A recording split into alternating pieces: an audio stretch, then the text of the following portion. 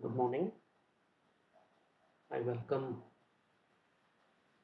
all of you for this another session on divide and conquer algorithmic strategy. We are seeing several divide and conquer strategies, problems where divide and conquer strategies can be applied. The min-max problem, the merge sort. Last class we saw the merge sort um, algorithm. Today we are going to see another sorting algorithm. As we all know that the divide and conquer strategy can be used to arrive at an efficient sorting method, different from merge sort. In merge sort, the array was divided into two subarrays, which was independently sorted and later merged. In quicksort, the division into two subarrays is made so that the sorted subarrays do not need to be merged later, and the division of the arrays are not exactly divided into equal halves. Rather, the division of the array depends on the new pivot element that we are going to get. Now, quicksort is a sorting algorithm that uses divide and conquer strategy. As I said, in this method, division is dynamically carried out. The three steps for quicksort are divide, conquer, and combine. Now, when we say divide, we divide the array into two subarrays, that each element in the left subarray is less than or equal to the middle element, and each element in the right subarray is greater than the middle element or the pivot element. The splitting up of array into two subarrays are based on the position of the pivot element. All the elements that are less than the pivot should be in the left subarray, and all the elements that are more than the pivot element should be in the right subarray. Now, while conquering, we do it by recursively sorting the two subarrays and combining all the sorted elements into a group to form a list of sorted elements. Now, before we try to understand the algorithm, let me explain how this technique is going to sort the elements using two pointers. I'm going to consider two pointers, I and j, and these pointers are pointing to the elements in the array. Now on your screen, you see an array of 8 elements. Elements are as follows: 50, 30, 10, 90, 80, 20, 40, and 70. The starting index of my array, I refer it as low, and the last index of my array, I refer it as high. I use two pointers, I pointing to the first element, j pointing to the last element. Simultaneously, I'm going to use another pointer, or I call it as a pivot element. I'll consider the first element as the pivot element. I increment the I pointer. Now in the first stage, I increment the I pointer by 1. Then I compare the pivot element and the element that is pointed by I. Now in my example here, the pivot element is 50, u of I is 30. Now, if u of I value is lesser than the pivot element, I'm going to increase the I pointer, which means that I go on incrementing the I pointer, make sure that it points to the next element until unless I get a value which is greater than the pivot element. So the first stage, if you see, I is pointed to the first element. Second step, we increment I without comparing. From the third stage onwards, we are comparing the pivot element and E of I. So here in the second stage, I did compare 30 and 50. 30 is lesser, so I increment I. I now is pointing to 10.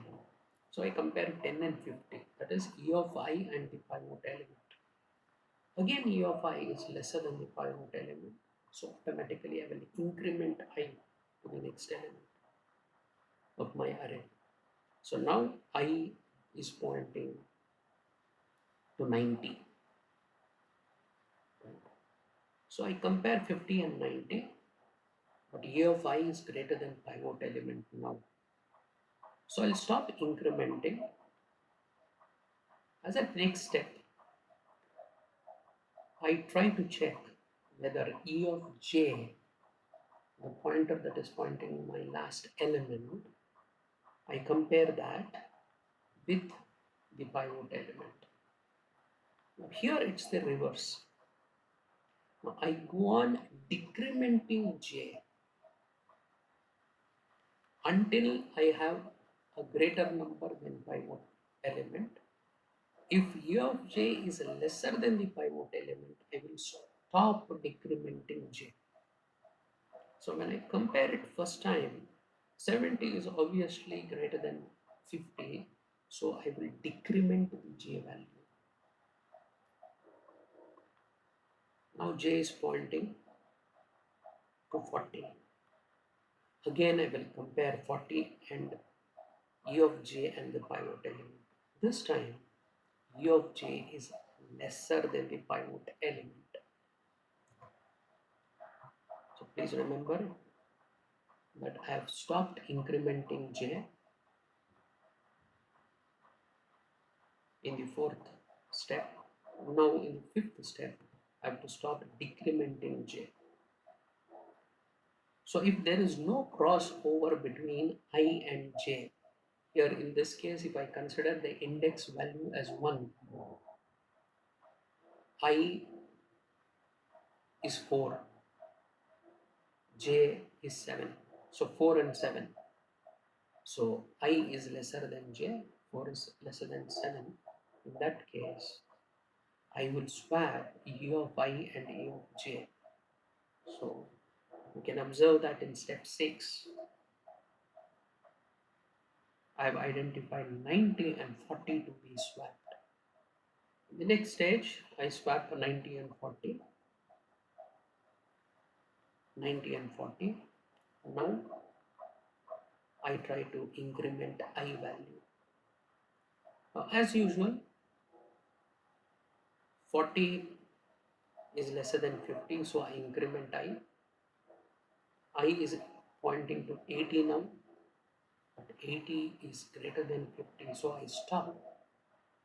So whenever I points to an element that is greater than the pivot element, I stop there. Now I start decrementing J. 90 was greater than the pivot element, so I decrement. 20 is lesser than 50, so I stop there. So there is no crossover. Ji is lesser than J, so I swap 20 and 80.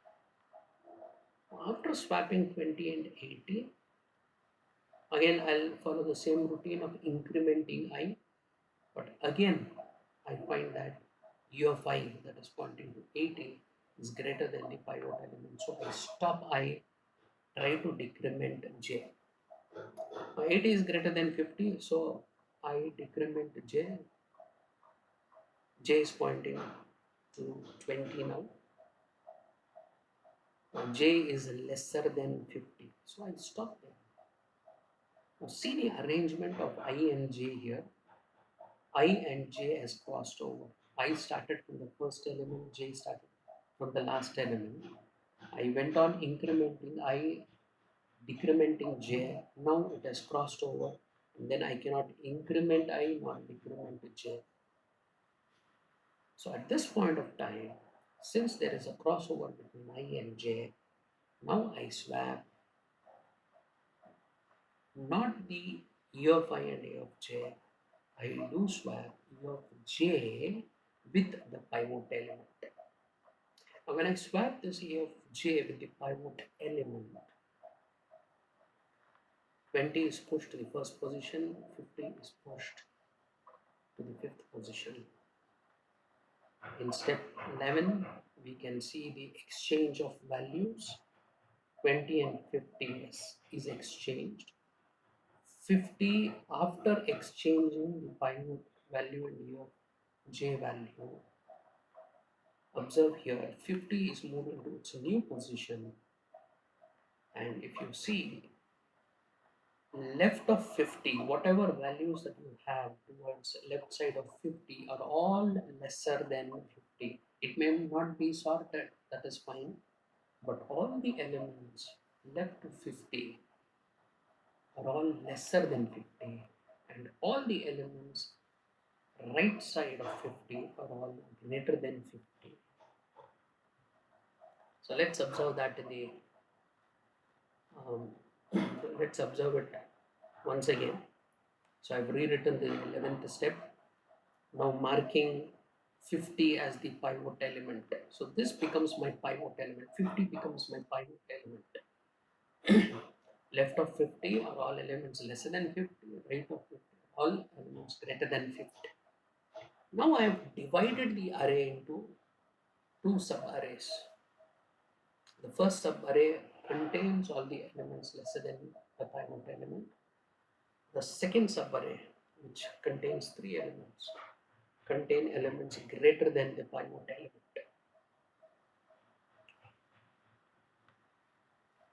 So I'm now going to consider the left subarray. Start off with the same procedure what I did from 1 to 11. Consider the first element as the pivot element. I also pointing to that. J pointing to the last element of the left subarray. The last element of the left subarray is nothing but 1 less than the pivot element that we have, index of the pivot element that we had just calculated or just found out, right? So j is pointing towards 40. So we follow the same strategy. Pivot is 20, increment j. After incrementing j, j is pointing to 30. 30 is greater than 20, so we stop. Similarly, j is pointing towards 40. Now 40 is greater than 20, so I decrement j. J is now pointing to 10. I is pointing now to 30. There is no crossover, so I swap E of j and Fi. So 10 and 30 is swapped. I increment I, decrement j. Now since there is a crossover, I need to swap E of j and the pivot element. So 10 and 20 is swapped. My new pivot element is 20. Again, if you observe, whatever elements that we have after 20 would be greater than 20, and elements left of 20 are all lesser than 20. Excuse me. So if you observe, the first 10 elements are already sorted. 10 elements are, first 5 elements are sorted. The pivot element was 50. Now I'm going to consider the right subarray which contains 3 elements. So the first element would be the pivot. I will be pointing towards that element. The last element is pointed by j. I gets automatically incremented first time. So now I stops incrementing. I am now trying to compare E of I and E of j and pivot. E of j is 70. So j will also not decrement any further. So I will swap E of I and E of j. The values that I have is 70 and 90. The values are swapped. Okay. Again, I compare pivot and E of I. Since it is lesser, I increment I. Now I compare in 23rd step, I compare 22nd step, I compare E of j and pivot element. So it is greater, so I decrement j value. So j is pointing to 70. Now there is a crossover ij. I now swap the pivot and E of j. So it becomes 70 and 80. Obviously the last number is untouched, which is already sorted. So after the 24 steps, I find that all 8 elements are sorted. So this is how your quicksort works. Now let us see the algorithm for quicksort. So the algorithm of the quicksort is given here on your screen. You can see here L represents low, H represents high. So we are comparing within quicksort function, we are just comparing whether low is less than high. If low is not less than high, then we are finished with the entire set of elements in the array. So obviously this will be 1 and H will be 8 for our example. So J equal to partition of L comma H. So the partition is applied here. If you just go back to the example that we have just discussed with the 8 elements here, we observe that the iterations will start from 1, it will go on up till the 11th step, and at the 11th step it would have swapped the E of j and pivot element. You get a new pivot element.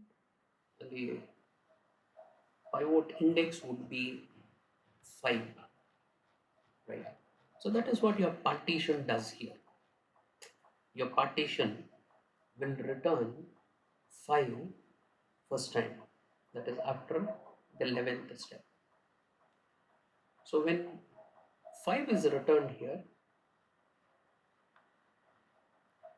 now here we are calling quicksort. It's a recursive function. Once again, I'm passing 1 and 5. So this means that I am now passing the elements of the first subarray, and I need to call the same function once again by passing the elements of the second subarray, that is after the pivot element. So this is how I call. Let's try to understand what partition does. Now partition basically does what we observe from step 1 to step 10. Step 10, right? So let's try to understand what partition does. So L is equal to 1, H is equal to 8 for our problem. So A of 1 is pushed into pivot. So pivot will contain the first element in it. I, as usual, is pointing to the first element. J is pointing to the last element in the array. So I is equal to 1, j is equal to 8. Don't get confused with a C program. It's not a C program. It's a generic algorithm. Because if we are referring to a C program, then the index value will always start from 0. Okay. So let's check what happens within the while loop. While 1 lesser than 8. So why 8 elements? It is true. Control goes in. Do while. We need to remember the property of do while loop. Now do while loop will execute the body of the loop even before the condition is checked. So automatically I value was 1, now it gets incremented to 2, which means that first time I will be 1 when the parameter is passed. When the do while loop executes, first do while loop executes, I is automatically incremented so that it points to the second element of the array. Second element of the array. Okay. Now here we are trying to check whether E of I is lesser than the pivot. Now if the pivot element, if E of I is lesser than the pivot element, you go on incrementing I. So you stop the incrementing of I pointer when you encounter a bigger or greater element than the pivot. That is what we saw in our example. You stop there.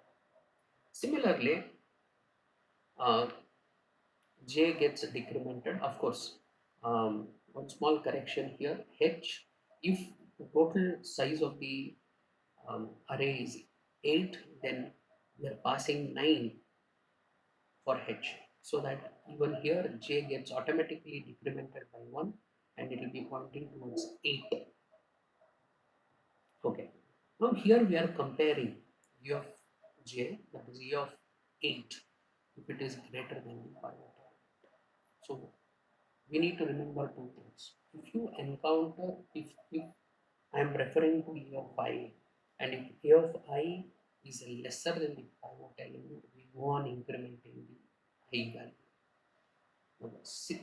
It is reverse with respect to J. So when you are comparing E of J with the pivot element, until you get the bigger value, you go on decrementing. If you get smaller value compared to the pivot element, you stop, right? So once you stop both the pointers, you check if I is lesser than j, which means is there a crossover? If there is no crossover, then you swap E of I and E of j, as simple as that. Okay. Now, if that is not the case,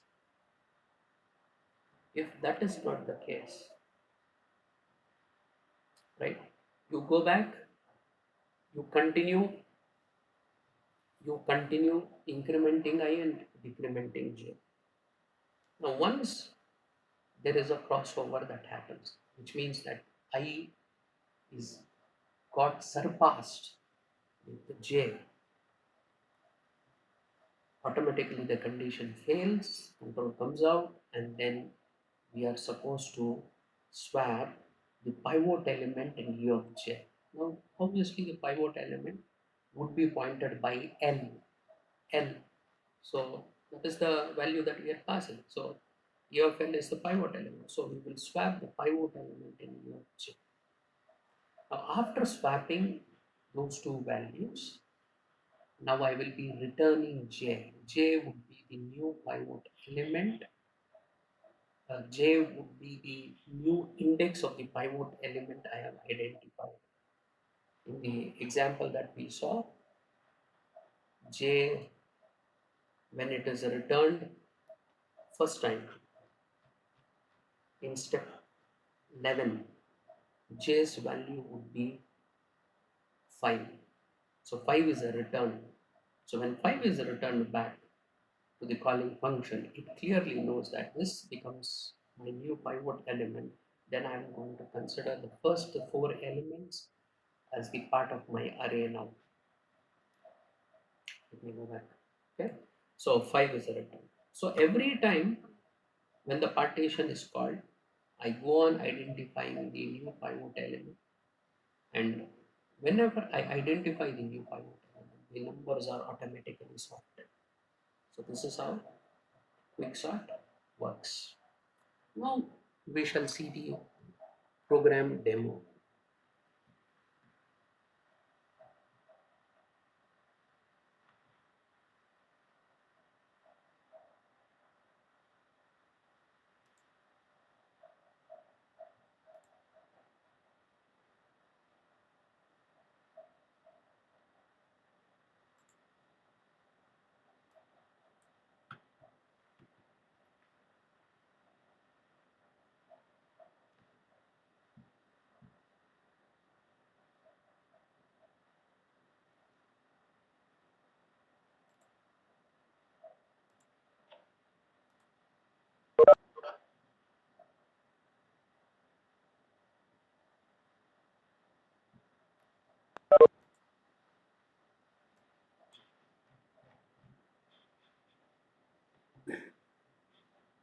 Okay.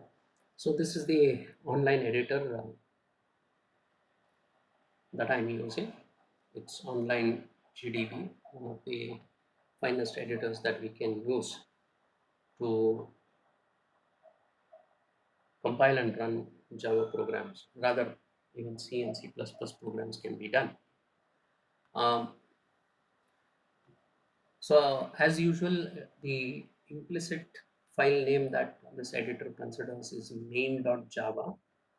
So you should have the class name named as main.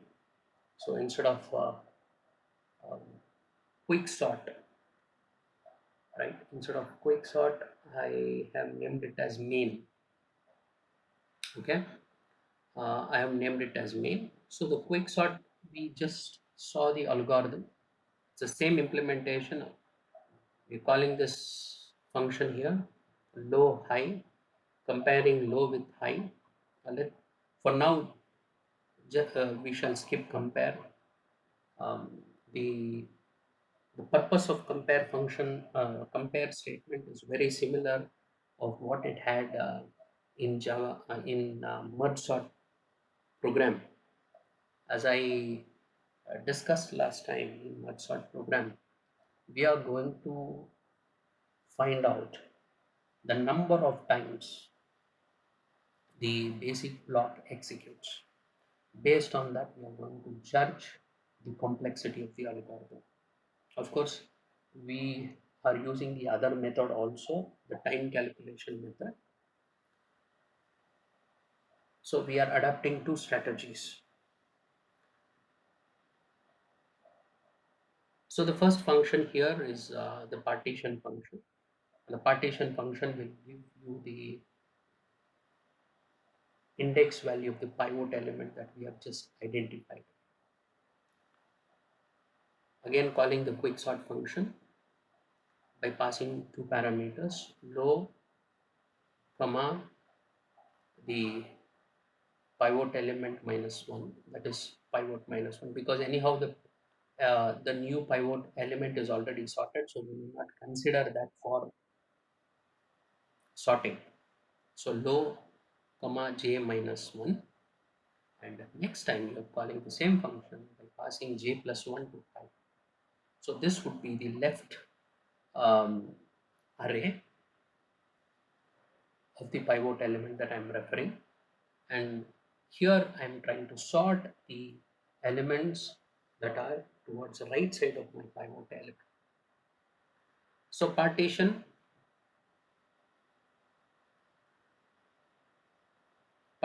function,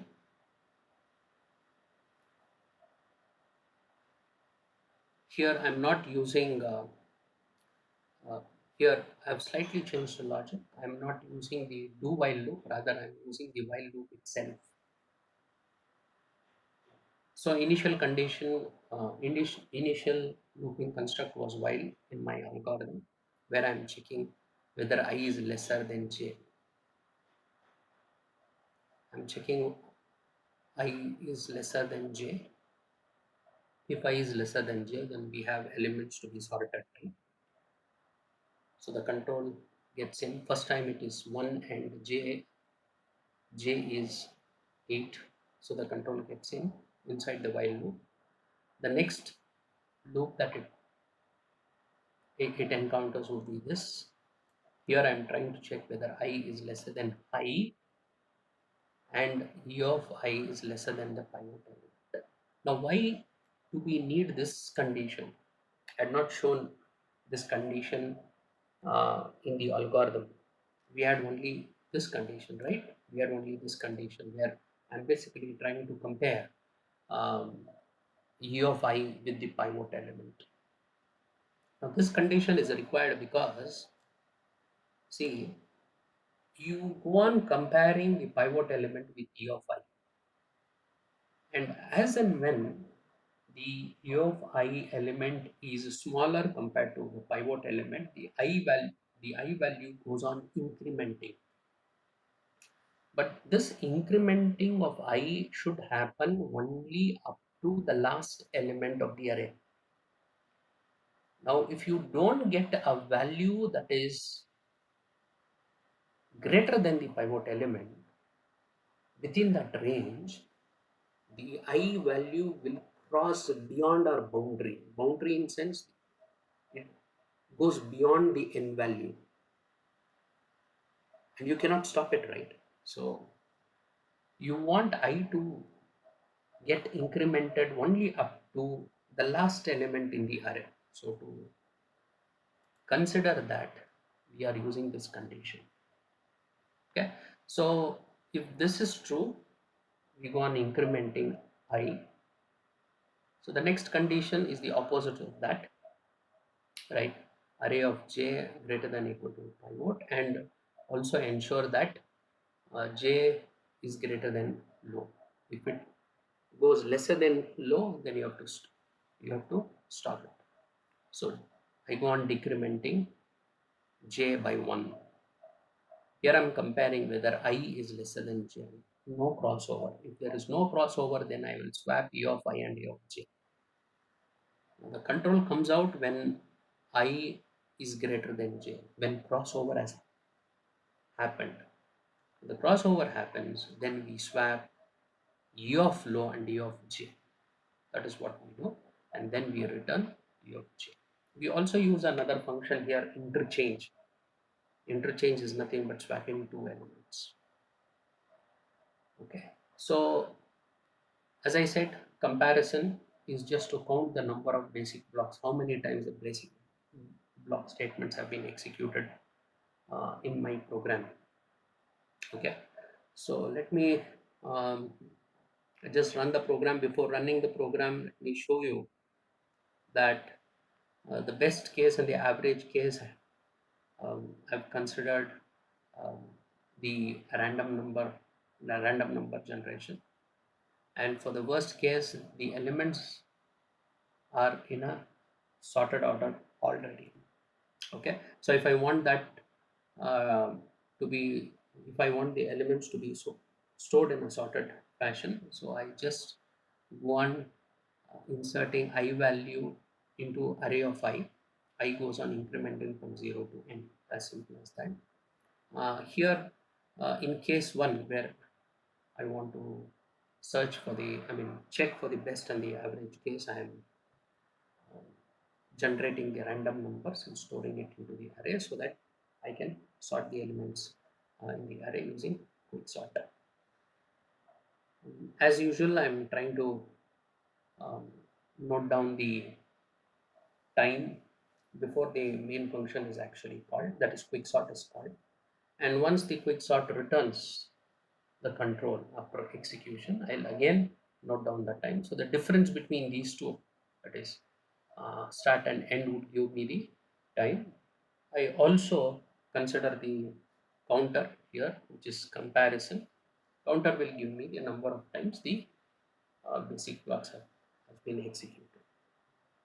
Okay. Let me run the program.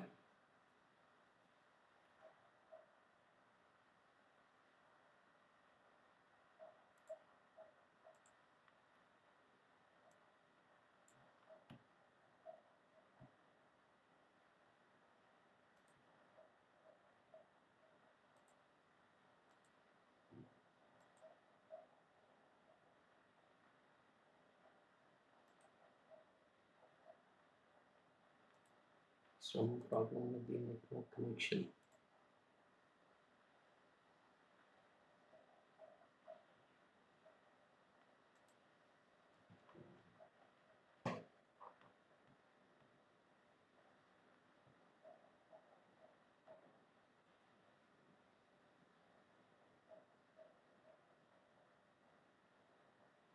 Yeah.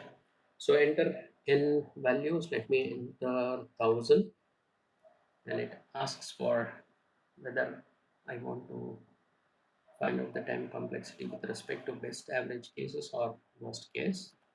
So let me check out with the best case.